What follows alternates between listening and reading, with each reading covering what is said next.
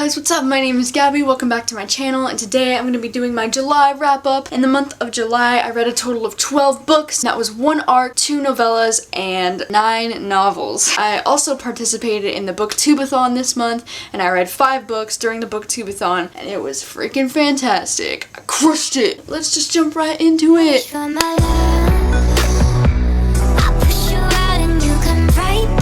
First book that I read this month was Final Girls by Riley Sager, and this is an adult thriller. Thank you so much to Book of the Month for sending me a copy for one of their July books. This book follows a girl named Quincy who is a survivor of like a horror scale massacre. Like, she was involved in a really tragic incident where all of her friends were brutally murdered in a mass murder, and she was the only survivor, so she became known as the Final Girl. And then this takes place 10 years later. She gets in touch with these other girls who are also final girls of their own like horse movie scale massacres. This book was really interesting. It was really intense and creepy and suspenseful, and I was guessing right up until the very end who did what and what was actually going on. It left me so blown away.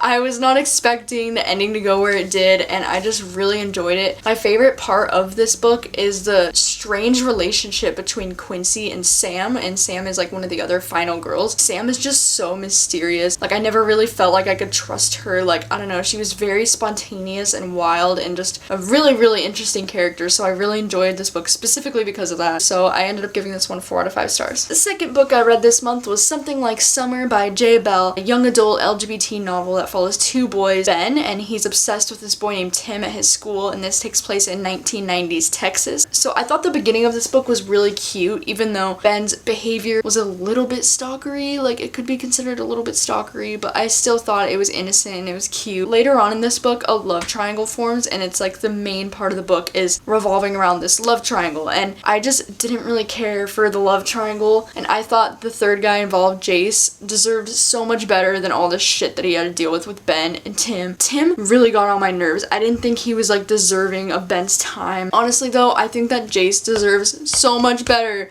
than what happened, and by the end of this book I was freaking furious with how it ended. I really grew to dislike Ben and Tim. I just couldn't stand them by the end. I ended up giving this one about a 2.5 out of 5 stars. It was enjoyable, but it just, by the end, I was like, what the fuck? The third book I read this month was Queens of Geek by Jen Wilde, and this is a young adult LGBT novel that takes place at a Comic-Con type of thing. It follows an Australian Chinese bisexual girl, and it follows a girl with autism, which I think is really amazing. Like, the diversity in this book between the characters is amazing. Like, I don't think I've ever read about an Australian Chinese bisexual girl, and I've definitely never read a book about a girl with autism before, and I thought that was really unique and different. However, I do think the romance between the 2 girls in this book is super insta-lovey. This book does have a lot to say about, you know, society and like feeling comfortable in your own skin and being yourself, and that it's okay to be yourself. It has a lot of really great messages about that, and I totally agree and totally support the message that this book is trying to like give to its readers,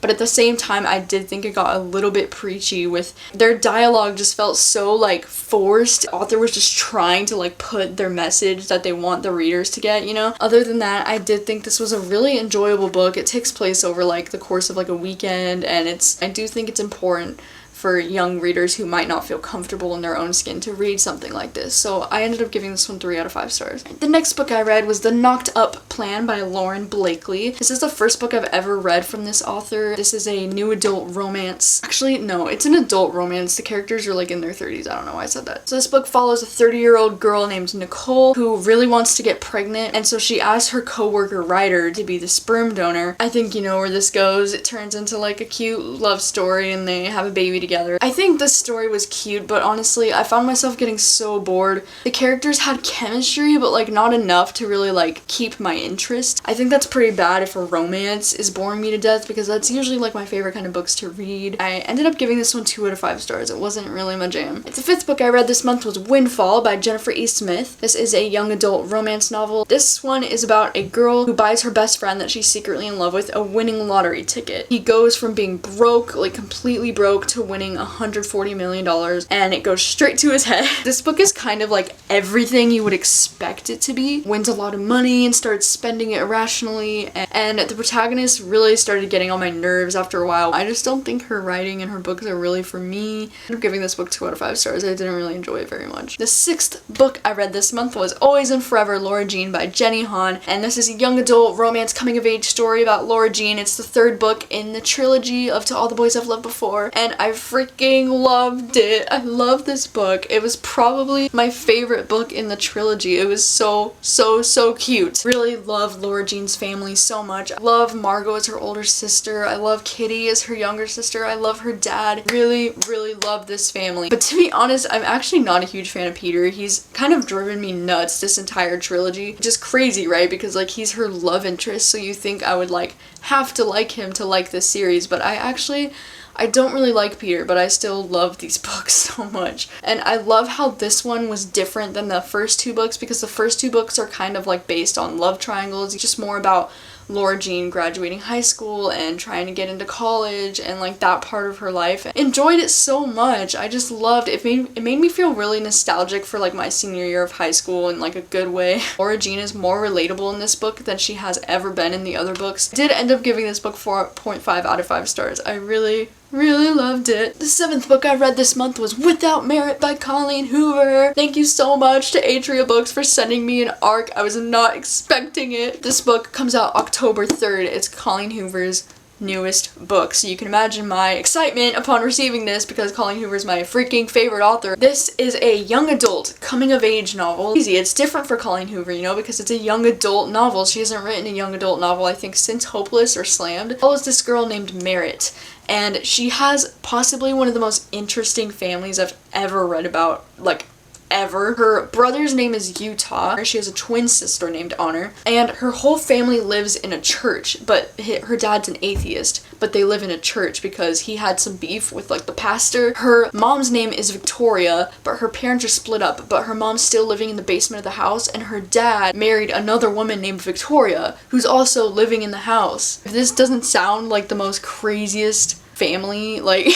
I was just like, what? But this book is just so different from anything I've ever read before, and it was strangely like addicting and such a like refreshing story. Like it really does have a lot of great messages in here about overcoming depression and dealing with your family members who sometimes can be really difficult to deal with, you know, like you don't choose your family. This is just a really powerful story, and it is a romance. Like the romance is really cute in this, but it's definitely a side part of this book. It's not the main focus. Like the main focus is Merit and her coming of age story. Such an interesting story. Like I enjoyed it so much. It's so different from Colleen's other books. Like I ended up giving this one 4 out of 5 stars. 8th book I read this month was Archer's Voice by Mia Sheridan, and this is the first book I read for the Booktubeathon. This is a new adult romance, and it follows this guy named Archer who's a mute. Like he can't speak after he had this bad accident when he was a kid, and it's about this girl named Bree who moves to Archer's small town after she has a really bad tragic accident. She just wants to like get away. This is a really beautiful love story, and there's definitely some small town drama happening in this book with Archer's cousin Travis, who's a police officer. It kind of like reminded me of like a Nicholas Sparks type of storyline in that way. I don't know, I was getting really like safe haven vibes from this book for some reason. I do think like this story was really beautiful, and I loved the representation of a mute person in this. I love like cute relationships when one of them is like deaf or mute or has like a disability when they like sign to each other. I think it's so precious. I really did like love Archer's character from the beginning. I just thought he was such a like cute. Towards the end, it did get a little bit Nicholas Sparks drama for me, if you know what I mean by that. Like, it got a little too dramatic for what I think the situation needed to be. Like, I don't know, I was just kind of like, I ended up giving this one 3.5 out of 5 stars. I really loved it, but I don't think it lives up to the hype that it has because it has a really high rating on Goodreads. It's so hype. 9th book I read this month was The Gravity of Us by Brittany C. Cherry. This is a new adult romance novel, and it's the 4th book in her Elements series, but it can also be read read as a standalone. By far my favorite book in this Elements series. So this book follows an author named Graham Russell who experiences a life-changing event within the very beginning of this story. And then it also follows this girl named Lucy who owns a flower shop with her sister and is a huge fan of the author Graham Russell. And this book is just so surprising. I went into this not even knowing what it's about. I didn't even know an author was in this book, but I noticed that recently that like I really love when there's a character that's like a writer or an author in a book. It just makes me love it even more. Freaking phenomenal. Like holy shit, blew me out of the water. I was not expecting to love it as much as I did. Gorgeously written. Like every single chapter is freaking beautiful. The writing style is just gorgeous. You know, as you would expect from Brittany C. Cherry. If you've read Loving Mr. Daniels, which is my favorite book from her, then you know how gorgeous her writing is and how like it just like it hits you in the soul, you know? I cried like 50 million times while reading this. I was an emotional wreck by the end of this. I ship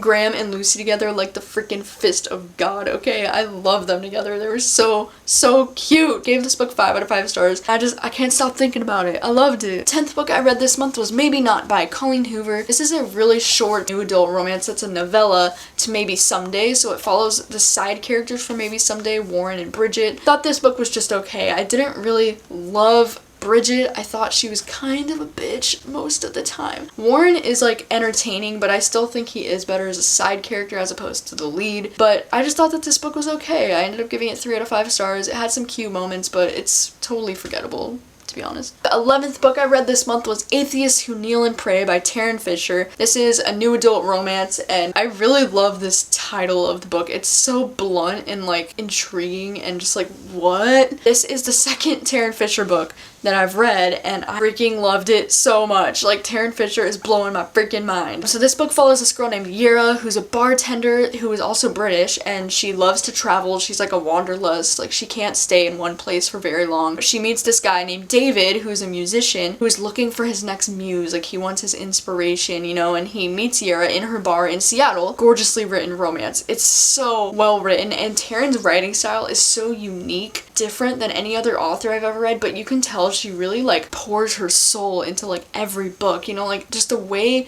the words just spill onto the page. It's just so word vomit of thought. I don't even know how to describe her writing style. It's like, it's just something you have to experience to really understand what her writing is like. And I really love it. Like she's becoming one of my favorite authors ever because of these 2 books that I've loved from her. This book also kind of reminded me of Before We Were Strangers by Renee Carlino, which is literally one of my favorite romances of all time. And I was just getting the vibes, especially in the beginning, just with the like first love and the passion. David is just so adorable and swoon-worthy and I was just like, I loved him so much in this book, like, and them together and they were just so cute. And Yera is kind of relatable, I think, for me at least, in her fear of like commitment, you know, and fear of like wanting to settle down. Like I totally understand where she's coming from. And I ended up giving this book 4.5 out of 5 stars. I really loved it. Definitely one of my new favorites. And the last book I read this month was The Layover by Ro Havert. This is an LGBT romance. It is a novella. It's only 117 pages. It follows this man named Andro, who's a Slovakian man who meets an American named Jamie at the airport when he experiences a layover at the airport. They spend one night together and Jamie falls ill the next day, so Andro decides to stay back and miss his flight so that he can take care of Jamie. I know that this sounds totally insta-love, and it is, you know, but it's written so well, you guys. Oh my god, it was written so good. And so I totally didn't mind the insta-loviness. I just like went right with it and I thought it was such a beautiful story. Andro's character is Slovakian and in his country being gay is illegal. And he's like going back to his country after this flight, you know, and he's not scared or worried about it. And, you know, Jamie's like, what the heck? Like, how are you so comfortable going back to a place where they don't accept you, you know? And it's just the message that this book has to send is so powerful. I was just so blown away by how much I felt for these characters in such a short amount of time. I loved this story. I loved Jamie. He was so precious and perfect and I love him. Yeah, so I ended up giving this one 4 out of 5 stars. I loved it. Those are all of the books that I read in the month of July. I'm really happy that the booktubeathon forced me to read more. How many books did you read in the month of July? What was your favorite book that you read this month? Pretty sure my favorite was The Gravity of Us by Brittany C. Cherry, just because it was like so unexpected and amazing. I also really loved Atheists Who Kneel and Pray though. Yeah, I mean, I found some of my new favorite books of all time this month, so I'm really, really happy about that. I'm planning on reading It by Stephen King next month in August, and I want to see how long it's going to take me to read this, considering it's over 1,000 pages, and you know, it's thick as hell, man. I'm really excited. I wanna read it, not just because the movie's coming out in September, but I've been wanting to read more Stephen King, and I told myself I was gonna do it, and I'm gonna do it. So I'll be starting that hopefully August 1st, and we'll see how far I get. And thank you guys so much for watching as always, and I will see you guys next time.